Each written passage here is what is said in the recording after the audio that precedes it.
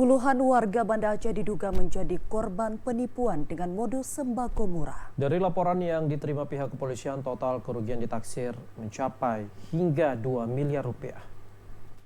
Puluhan warga Banda Aceh diduga menjadi korban penipuan dengan modus sembako murah dengan total kerugian yang ditaksir hingga 2 miliar rupiah.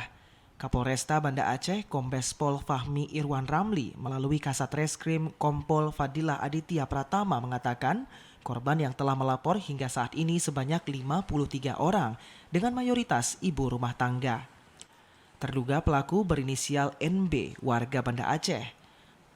Modus pelaku dengan menjual sembako murah seperti minyak goreng, gula pasir hingga sirup.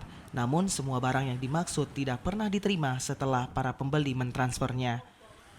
Akibat maraknya kasus penipuan ini, aparat kepolisian membuat posko pengaduan di Mapolresta Banda Aceh.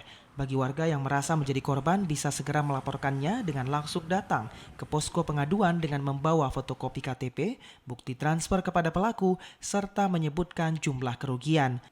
Atau juga dapat menghubungi Kanit Pidum Ibda Heri Sabara dengan nomor kontak 0852 6017 4128. Tim Liputan TVRI Aceh melaporkan.